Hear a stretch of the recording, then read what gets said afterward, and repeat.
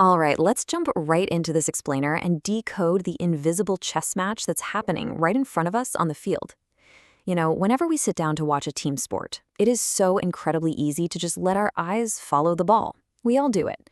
But the real magic, that actually happens in the overarching tactical structures that dictate every single move, shift, and sprint. So you might be wondering, what separates a total chaotic scramble from an absolute masterclass in team strategy?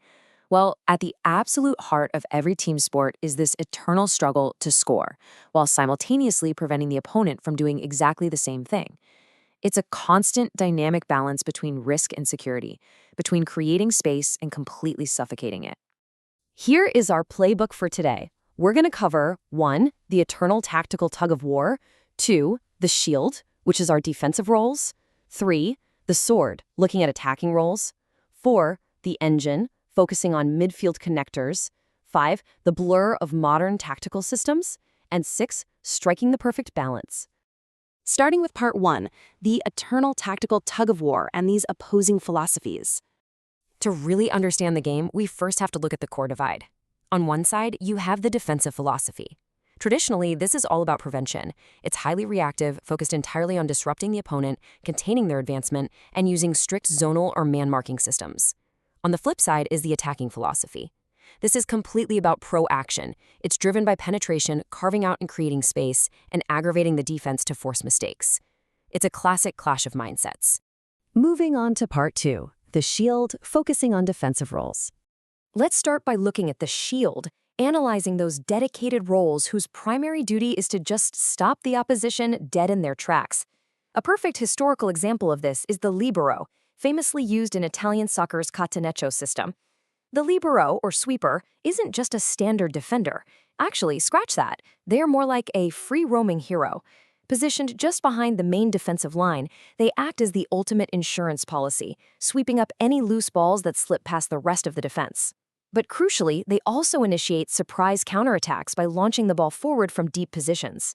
Now, jumping across sports to American football, we see a really striking parallel in the defensive secondary with safeties. Kind of like the libero, they use immense athleticism to act as the absolute final barrier. You've got strong safeties who tend to play closer to the line of scrimmage, getting right in the mix to stop the run. Then you have free safeties who play further back, acting as a versatile, roaming last line of defense against both the pass and the run. And right up front in American football, you have a highly specialized defensive wall focused on pure disruption. To put this into perspective, nose guards and defensive tackles are basically human boulders. They use raw, overwhelming power to push back the center and plug up the middle. On the edges, defensive ends are agile and strong, tasked specifically with hunting down the quarterback. And backing them all up on the perimeter are the cornerbacks, acting like total shadows, using sheer speed to blanket wide receivers. Every player is a vital, interlocking piece of a massive shield. All right, part 3, the sword, diving into attacking roles. Let's completely flip the script now. Before we look at the specific attacking players, we really need to understand their process. In soccer, every successful attack basically follows a 4-phase life cycle. It begins with stabilization, just taking possession and firmly establishing ball control. Then comes development, where the team starts advancing the ball. Next is aggravation, which is a targeted tactical move designed to create a genuine scoring chance. And finally, finality, the actual realization of that chance through a shot on goal. To actually execute those 4 phases, teams deploy a very specific attacking arsenal. Leading the charge is the center forward, your main battering ram, whose primary job is simply to put the ball in the net. Playing off them is the second striker, sort of a quick, mobile ghost slipping through tight channels. Out on the touchlines, wingers use blistering speed to stretch the defense as wide as possible. And pulling all the strings is the attacking midfielder, a creative mastermind operating perfectly between the lines. These rules are specifically designed to force defenders into impossible choices. Which brings us to part 4, the engine, our midfield connectors. Think about it. A shield and a sword are completely useless without the arm wielding them, right?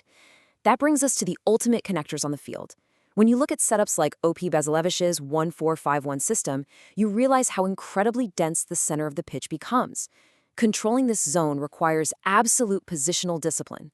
The midfield is the true engine room of the formation, and dictating play here usually means you're dictating the entire match.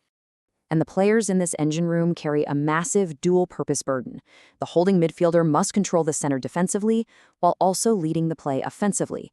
The attacking midfielder has to drop back to block flank attacks, but then instantly transition to execute passes and create numerical advantages. Meanwhile, wingers have to master one-on-one moves while holding the absolute broadest positions on the flanks. They are fluidly interchanging at all times to both shield their own defense and instantly ignite the attack. Next up, Part 5, the blur, looking at modern tactical systems. Fast forward to modern tactics, and we see how visionary coaches completely obliterated the rigid boundaries between attackers and defenders. Take a look at this concept from Pep Guardiola's Juego de Position principles. He notes that zonal marking gives the initiative to the defense, while man marking is reactionary at best. In these modern systems, defense isn't just about reacting anymore. By using aggressive zonal marking, the defense actually dictates the opponent's actions. They cut off passing lanes and literally force the opponent to play exactly how the defense wants them to. So, the crucial takeaway here is that in systems pioneered by tactical giants like Rinus Michels with Total Football, the traditional shape is totally transformed. The whole team pushes up. Defenders don't just sit back. They initiate the offense from deep. And conversely, the attackers become the very first line of defense the exact moment the ball is lost. It's a complete sharing of responsibilities. All of this builds into one of the most intense modern tactics out there, Gegenpressing. This is a rapid, aggressive three-step sequence. Step 1 is the trigger. The exact millisecond possession is lost, the nearest players spring into immediate action. Step 2 is the swarm. Multiple players converge on the ball carrier from all angles, entirely suffocating passing lanes.